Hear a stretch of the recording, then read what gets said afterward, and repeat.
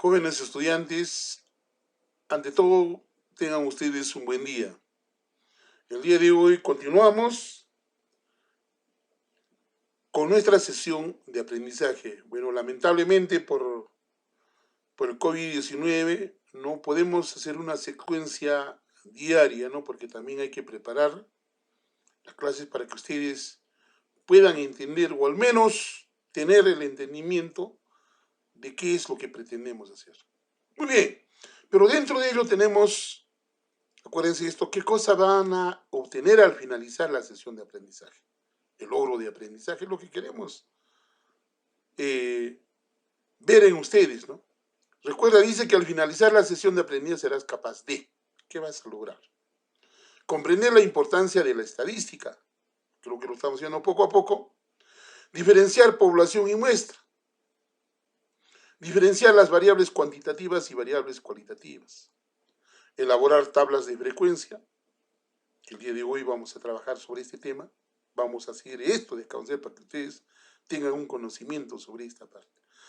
Interpretar las medidas de tendencia central, representar los gráficos estadísticos, aplicar la estadística en tu entorno y contexto vivencial. No, lo que se está dando pues es el mínimo de la estadística. La estadística es muy amplio, muy grande. Pero para esto necesitamos conocer, ¿no?, algunas definiciones para la construcción de tabla de frecuencias. Tenemos la primera, frecuencia o frecuencia absoluta, ¿no? También tiene esa misma denominación. ¿Qué nos dice? La frecuencia absoluta es una medida estadística que nos da información acerca de la cantidad de veces que se repite un suceso al realizar un número determinado de experimentos aleatorios. Hasta esta parte, ¿qué me está diciendo? Vamos a poner un ejemplo. Que a un determinado compañero el consumo de pan durante una semana. Vamos a suponer que el día lunes él consume 4 panes en el desayuno, en el almuerzo o como en la cena. El día martes, de repente no hay mucha cantidad de dinero para comprar pan, va a consumir simplemente 2. El miércoles consumió, vamos a suponer, 5. De tal manera que tendríamos 4, 3 y 5. ¿Qué me indica esto? Es decir, la frecuencia que se va a presentar ordenado de menor a mayor sería pues 3, 4 y 5. Esa va a ser nuestra frecuencia. Seguimos. Esta se representa mediante las letras F sub I. La letra F se refiere a la palabra frecuencia y la letra I se refiere a la realización iésima del experimento aleatorio. Iésima, pues no sabemos cuántas frecuencias va a haber. Ustedes recordarán de la enésima. Claro que van a recordar de la enésima. Está representado, como lo habíamos aclarado, una minúscula F y una I, tal como hicimos esta aclaración. La suma de las frecuencias absolutas, ojo, el resultado es igual al número total de datos que se representa por n. Entonces quiere decir, la frecuencia será, el lunes, ¿cuántos panes comió? El martes, ¿cuántos panes comió? El miércoles, ¿cuántos panes?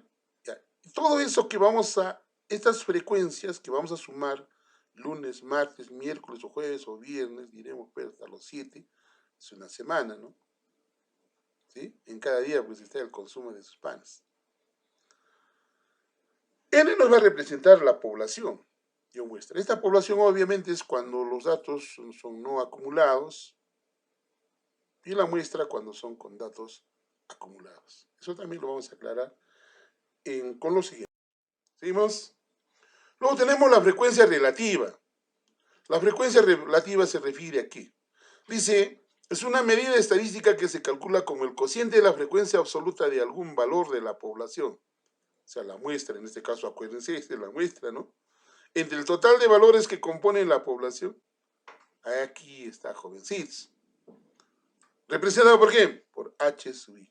En algunos textos van a ver n, no sean problemas, sigue siendo lo mismo. Bueno, es el cociente. Recuerden, el cociente pues es el resultado de la división, ¿no? La frecuencia absoluta, una frecuencia absoluta entre la cantidad de la población o el número de las muestras. Y aquí nos dice, ¿no? Frecuencia relativa de las observaciones y lo que habíamos visto anteriormente. Frecuencia absoluta de la observación. ¿Sí? Ya, también esto en el anterior párrafo ya lo vimos. Número total de observaciones de la muestra. Esto, acuérdate, esto es cuando va a ser con datos acumulados. Caso contrario, la propia población, ¿no? ¿Qué más nos dice? La frecuencia relativa va a estar acotada entre 0 y 1, si se mide en tanto por 100. Ojo, ¿se acuerdan ustedes de la densidad? Sí, ¿se acuerdan de la densidad? Entre dos números existen pues infinitos números reales. Entonces quiere decir que también la frecuencia relativa va a estar desde el 0 hasta el 1. No sabemos cuál de ellos será. Pero si nosotros lo medimos en tanto por 100, acuérdense ustedes, el tanto por 100 es el todo, es la unidad. Si es el 100%, hablamos pues del todo. Estamos hablando de la propia unidad, ¿no? Ustedes ya tienen bastante conocimiento en esta parte. Pero hay algo importante más aquí. ¿Qué dice? La suma de las frecuencias relativas es igual a 1. Si nosotros adicionamos esta de la frecuencia relativa 1 más la frecuencia relativa 2 más la frecuencia relativa 3 sucesivamente, el resultado final va a ser 1. Ah, ya estamos hablando del 100%. Bien. Luego tenemos la frecuencia acumulada. Este término acumulada, ustedes antes había puesto un ejemplo a un niño y me dice, profesor Coyo, me gusta jugar. Y en cada juego voy acumulando puntos. Ah, está adicionando los puntos. ¿Qué nos dice? La frecuencia acumulada es el resultado de sumar sucesivamente las frecuencias absolutas desde el menor al mayor de su valor. Obviamente hay que ordenarlo, ¿no? Del menor al mayor, y luego vamos a adicionar lo del lunes con el martes, para obtener el miércoles, lunes, martes, el miércoles, luego será lunes, martes, miércoles, jueves, así, ¿no? Representado por una F mayúscula y la iésima. Luego tenemos la frecuencia relativa acumulada. Acuérdense que está representado la frecuencia relativa por H minúscula sub I. Ahora, lo mismo, vamos a tener que adicionar estas frecuencias relativas.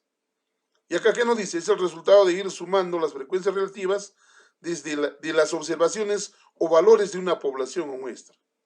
Está representado por la H mayúscula sub I. Esta es de la frecuencia absoluta acumulada de la frecuencia relativa. Muy bien. Luego tenemos la marca de clase. En la marca de clase, ¿qué nos hace referencia? Dice también conocida como punto medio. Ojo, punto medio. Si hablamos de punto medio, ¿qué es? Es el promedio, pues. Es el valor que se encuentra en el centro de una clase, el cual representa a todos los valores que están en dicha categoría. Profesor, yo tengo, mi nota es 15 y luego me he sacado un 11. Y jovencito, ¿cuánto es tu promedio? Obviamente va a adicionar, pues, ¿no? 15 más 11, 16, 15, perdón, 26. Luego lo va a dividir entre ¿cuánto? Entre 2. Y va a obtener su promedio de 13. Entonces, ¿qué va a aplicar? Va a aplicar, pues, en estadística, esta fórmula. La media dice el límite superior más el límite inferior. No necesariamente, ¿no? Usted sabe la propiedad conmutativa, el orden de los sumandos no altera, pues, la suma total. Entonces, ¿no? Es una fórmula, pero dividido entre 2. La semisuma, ¿no? Con esto vamos a obtener el punto medio. Muy bien. Luego tenemos el rango estadístico. ¿Y qué nos habla del rango estadístico? A ver, vamos a verlo esto. Es un valor numérico, dice, que indica la diferencia entre el valor máximo y el mínimo de una población o muestra estadística. ¿Qué dice? ¿Qué dice? A ver, vamos a ver, ¿cuánto me entienden aquí? Si yo tengo una información de 50 datos, dentro de estos 50 datos voy a ubicar yo el que tiene el valor máximo, el límite mayor, el más grande, y voy a buscar el mínimo, el valor mínimo, el límite menor. ¿Y qué voy a decir con eso? Para obtener el rango. Lo voy a restar. Y la diferencia de esta operación de resta va a ser pues el rango. Por eso dice, utilizamos la siguiente fórmula. R va a ser el rango, que es la diferencia. Máximo en este caso sería el minuendo menos el sustraendo. De tal manera voy a obtener. Pero ojo, esto es de toda la muestra o población. Recuerden ustedes eso. Tenemos el número de intervalos de clase representado por la letra K. ¿Cuántos intervalos vamos a necesitar en esa elaboración? ¿Qué nos dice? Los intervalos de clase se emplean si las variables toman un número grande de valores o la variable es continua. Se agrupan los valores en intervalos que tengan la misma amplitud denominado clase. A cada clase se le asigna su frecuencia correspondiente. Obviamente esto va a ser con datos acumulados.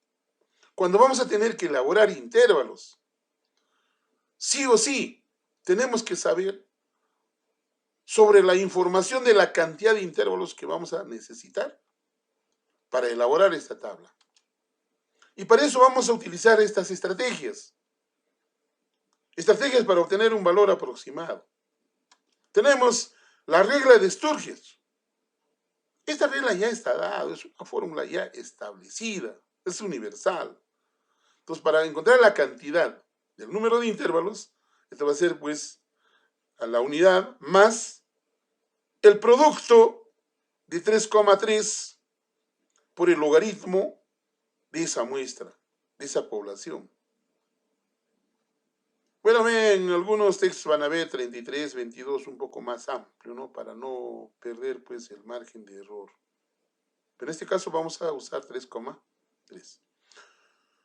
Esto refiere, repito, la regla de estudios. También podemos utilizar, esto ya son habilidades, ¿no? De los investigadores, del que elabora en estadística, dice.